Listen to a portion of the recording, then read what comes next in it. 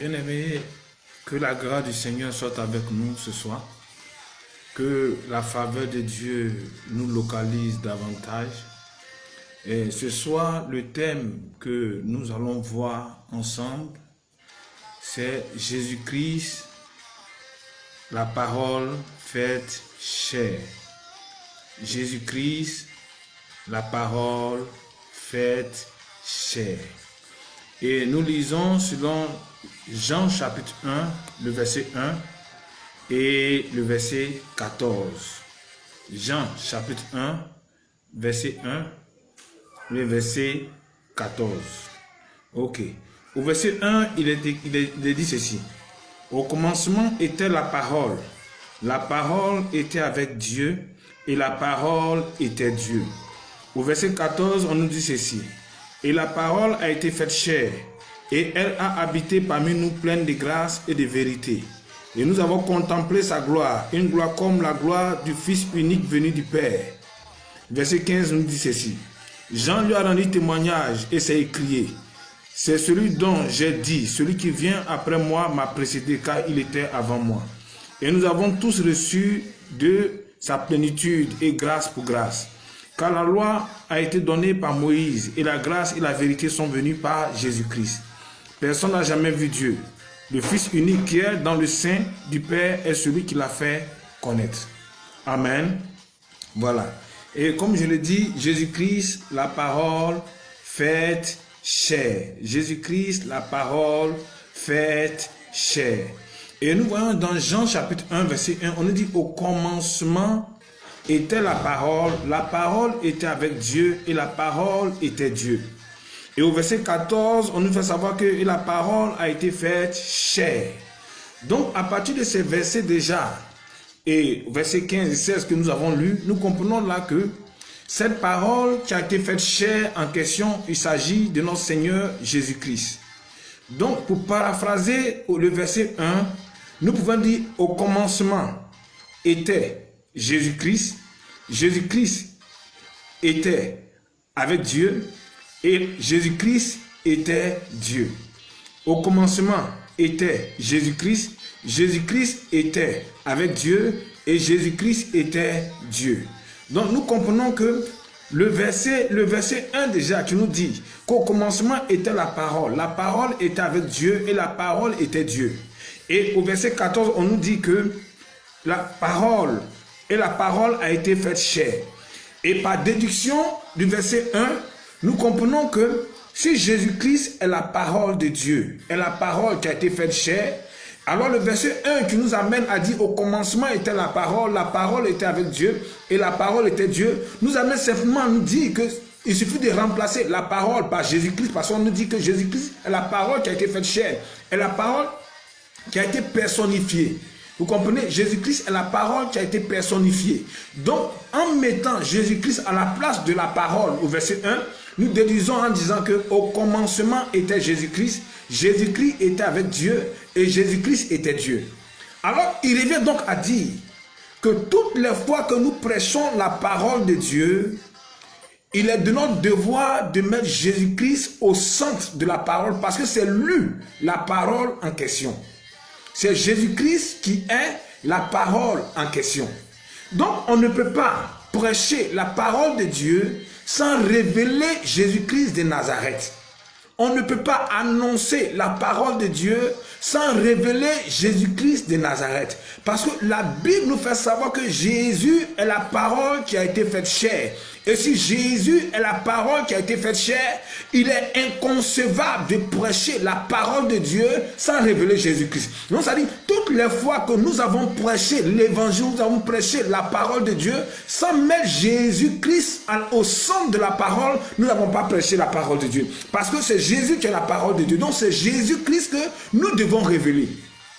Donc il est inconcevable de parler de la puissance de la parole de Dieu sans parler de Jésus-Christ. Ça veut dire que quoi? La puissance de la parole de Dieu repose sur la personne de Jésus-Christ. Donc pour voir l'authenticité de la puissance de la parole, il faut devoir révéler Jésus-Christ de Nazareth. Donc c'est en révélant Jésus au travers de notre parole qui montre que nous sommes en train de prêcher la parole de Dieu. Je vais dire à quelqu'un, Si tu veux, il faut être un grand orateur, soit un grand prédicateur. Mais si tes prédications ne présentent pas Jésus-Christ qui est la parole faite chair, alors c'est que tu n'as pas prêché la parole de Dieu. Il ne suffit pas d'haranguer, il ne suffit pas de dire qu'on prêche bien. Non, il ne suffit pas d'être éloquent. Tu peux être éloquent et tu n'as rien dit de Dieu. Tu peux être fort dans la parole et tu n'as rien dit de Dieu. Pourquoi? Parce que le message, tu montres que nous avons prêché la parole de Dieu. Ce message, il doit révéler Jésus-Christ de Nazareth. Donc un message qui ne révèle pas Jésus-Christ de Nazareth n'est pas la parole de Dieu. Parce qu'on dit, au commencement était la parole était avec Dieu, la parole était Dieu. Et au verset 14, on dit, cette parole a été faite chair. Donc cette parole en question, c'est Jésus-Christ de Nazareth. Donc notre parole, notre prédication doit révéler Jésus-Christ. Notre prédication doit présenter Jésus-Christ. Notre prédication doit mettre Jésus-Christ sur le trône. Donc bien aimé, je vais dire à quelqu'un qui m'entend, si tu es un prédicateur, ou bien si tu es un chrétien, que tu as écouté la parole de Dieu, et que cette parole ne t'a pas rapproché de Jésus, je me dis que le but n'est pas atteint. Parce que le but de la parole de Dieu est de présenter Jésus. Donc, un message qui atteint son objectif est un message qui amène l'auditeur vers Jésus-Christ de Nazareth. Est un message qui concentre l'attention de l'auditeur à connaître davantage Jésus. Bien aimé, tu peux connaître des mystères. Il ne suffit pas de prêcher des mystères. Prêcher des mystères sans révéler Jésus, nous n'avons pas prêché la parole de Dieu. Non. Parce que prêcher la parole de Dieu, il ne suffit pas d'être éloquent, mais annoncer des mystères. Ce n'est pas ça la parole de Dieu. La parole de Dieu, c'est Jésus-Christ de Nazareth. Donc, bien aimé, si nous voulons voir l'authenticité de la puissance de Dieu, si nous voulons voir la puissance de Dieu à l'œuvre, si nous voulons voir l'autorité de la parole de Dieu, il est important, bien aimé, de présenter Jésus-Christ de Nazareth. Parce que Jésus est la parole qui a été personnifiée. Jésus est la parole qui a été faite chair. Jésus est la parole représentée dans le monde des hommes. Donc, toutes les fois que nous parlons de Jésus, c'est que nous sommes en train de parler de la parole de Dieu. Alors, je vais dire à quelqu'un, même si tu es en train de méditer la parole de Dieu et que l'objectif de ta méditation n'est pas de connaître davantage le Seigneur, c'est que tu es en train de manquer le but de Dieu. Le but de Dieu, c'est que sa parole vient pour révéler la personne de Jésus-Christ de Nazareth. Donc, bien aimé, chaque fois que nous méditons la parole de Dieu, chaque fois que nous lisons la parole de Dieu, disons-nous que nous devons être en contact avec Jésus-Christ de Nazareth. Donc, si tu es en train de méditer la parole de Dieu, si tu es en train de prêcher la parole de Dieu, et que cette parole n'est pas christocentrique, cette parole ne révèle pas Jésus, cette parole n'amène pas les gens à connaître davantage Jésus, c'est qu'ils n'ont pas prêché la parole de Dieu. Parce que la parole de Dieu nous fait savoir qu'au commencement était la parole. Et le verset 14 nous dit que cette parole a été faite chair. Donc, on dédie pour dire au commencement était Jésus-Christ. Jésus-Christ était avec Dieu et Jésus-Christ était Dieu. Donc, bien aimé, je veux encourager quelqu'un qui m'entend ce soir. Chaque fois que tu vas être en contact avec la parole de Dieu, dis-toi une chose, je veux être en contact avec Jésus. Bien aimé, chaque fois que tu vas méditer la parole, si tu veux connaître davantage Jésus, alors ta vie sera transformée. Parce que la transformation se trouve en Jésus-Christ de Nazareth. Et la révélation profonde de la parole se trouve en Jésus-Christ de Nazareth. La puissance de la parole de Dieu se trouve en Jésus-Christ de Nazareth. Donc, bien aimé, si tu veux être connecté à Jésus-Christ de Nazareth, c'est la parole de Dieu. Donc, en même temps, il est inconcevable de dire qu'on est chrétien sans être en contact avec la parole de Dieu. Non, un chrétien, c'est celui qui a Christ. Un chrétien, c'est celui qui est en Christ. Or, on nous fait savoir que Christ est la parole. Donc, tu ne peux pas connaître Christ en dehors de la parole de Dieu. Tu ne peux pas être en contact avec Christ en dehors de la parole de Dieu. Parce que Jésus est sa parole. Il est dans la parole et il est la parole. Donc, au commencement était la parole. La parole était avec Dieu et la parole était Dieu. Le verset 14 dit que cette parole a été faite chair. Cette parole a été personnifiée en la personne de Jésus-Christ de Nazareth. Donc, bien aimé, l'objectif de tout prédicateur qui est de Dieu est de révéler Jésus-Christ au travers de sa parole. Et tout enfant de Dieu en contact avec la parole, dans la méditation de la parole de Dieu, doit être capable d'être connecté à Jésus. Donc, quel que soit ce que nous lisons dans la parole de Dieu, tout doit tourner autour de Jésus-Christ de Nazareth. Parce que depuis l'Ancien Testament jusqu'au Nouveau Testament, le message central, c'est l'amour de Dieu manifesté en Jésus-Christ de Nazareth. Alors il est inconcevable, bien aimé, de nos jours, de parler de la puissance de Dieu, annoncer des mystères, annoncer plein de choses, sans toutefois révéler Jésus de Nazareth. Bien aimé, revenons à la parole qui est Jésus. Bien-aimés, revenons à la parole qui est Jésus. Jésus doit être celui que nous devons proclamer. Bien-aimés, la parole doit faire l'apologie de Jésus. La parole doit célébrer Jésus-Christ de Nazareth. La parole doit tirer l'attention sur Jésus-Christ de Nazareth. Bien-aimés, en tant que prédicateur, il est important pour nous d'attirer l'attention de l'auditoire vers Jésus. C'est Jésus qui est allé à la croix, bien-aimés. Bien-aimés, ça fait mal par moment d'entendre certains prédicateurs prêcher leur église. Écoute-moi bien, ton église n'est pas là à la croix pour toi. Ton église n'est pas la parole de Dieu. Il y a des orateurs qui vont venir se prêcher eux-mêmes. Non, c'est pas toi qui es là à la croix pour quelqu'un. Mon habit que tu vois, je ne suis pas n'importe qui. Tu vois mon habit.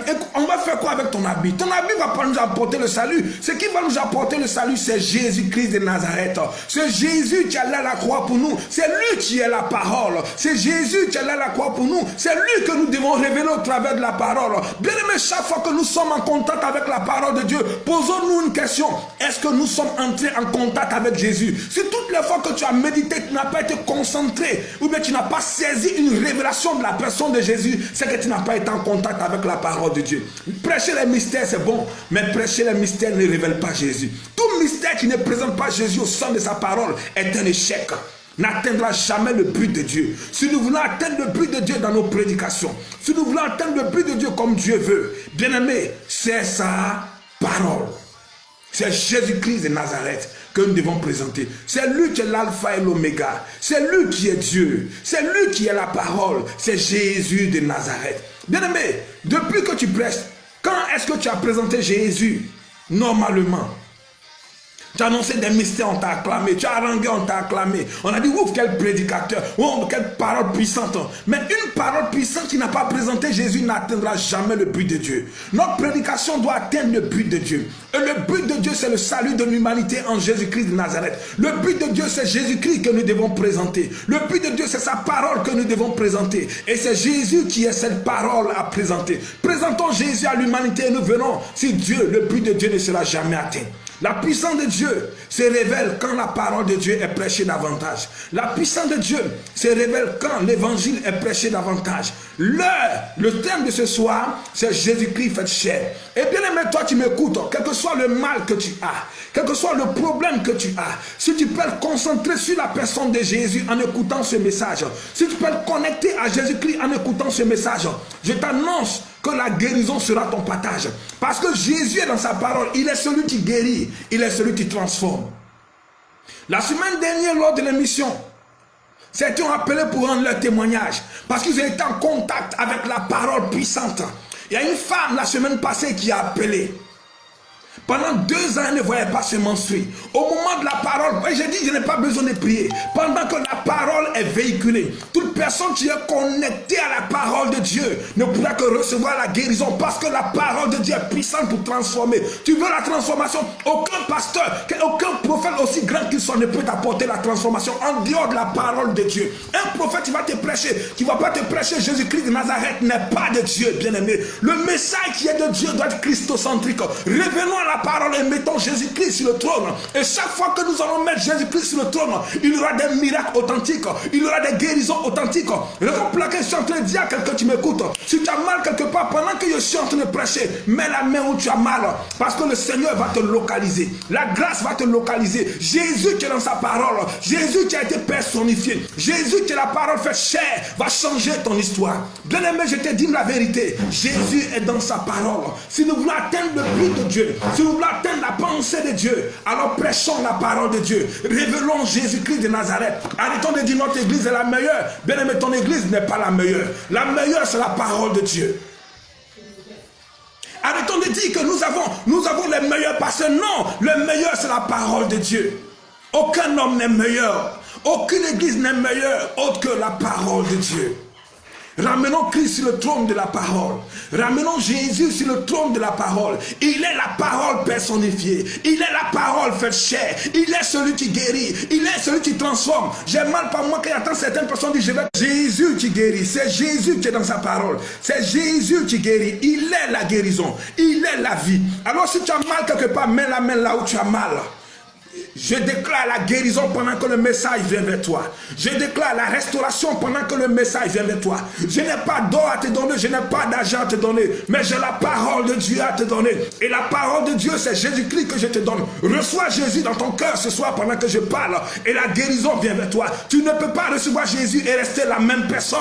Parce que toute personne qui rencontre Jésus a sa vie transformée. Écoute-moi bien. Tu sais pourquoi depuis que tu vas à l'église, ta vie ne change pas? Tu sais pourquoi depuis que tu vas à l'église, tu n'es pas transformé? Parce que tu n'as pas été en contact avec la parole qui est Jésus de Nazareth. Tu as écouté des grands messages, mais ça ne t'a pas transformé. Les grands messages ne transforment pas. Les philosophies ne transforment pas. Ce qui transforme, c'est la puissance de la parole. Oh, la puissance de la parole, c'est Jésus de Nazareth. Bien-aimés, revenons à Jésus. Concentrons-nous sur Jésus. Soyons connectés à Jésus. Que Dieu te bénisse, bien-aimé. Que Dieu te bénisse. Sois connecté à sa parole. Bien-aimé, le numéro sur lequel tu peux appeler aujourd'hui, c'est le 02 87 68 01. 02 87 68 01.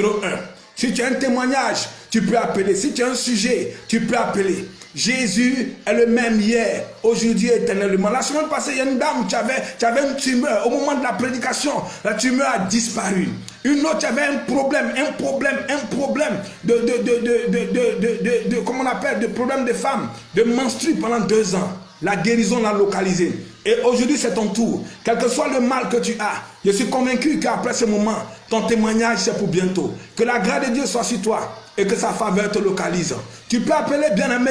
Tu peux appeler pour ton témoignage. Tu peux appeler pour ton sujet de prière. Nous sommes ensemble. Que la grâce te localise et retournons à la parole de Dieu. C'est cette parole qui fait du bien. C'est cette parole qui transforme. Shalom, shalom, shalom. Shalom, shalom. Nous allons réserver chaque dernier mardi. Chaque dernier mardi, spécial témoignage. Chaque dernier mardi sera spécial témoignage. Parce que si nous voulons prendre les témoignages en même temps, nous allons entrer dans le temps. Alors, chaque dernier mardi, tous ceux qui ont été touchés pourront appeler pour leur témoignage. Que la main de Dieu soit sur toi et que la grâce soit sur toi. Demeure béni au nom de Jésus-Christ de Nazareth. Au revoir. Le samedi prochain, nous allons parler de comprendre la volonté de Dieu. Et le thème que nous allons traiter, c'est maîtriser le temps. Parce que la volonté de Dieu est importante, il faut savoir ce que c'est que la volonté de Dieu. Dieu nous bénisse et que sa grâce nous localise. Au revoir et à jeudi, samedi de 16h à 16h15. Que Dieu nous bénisse.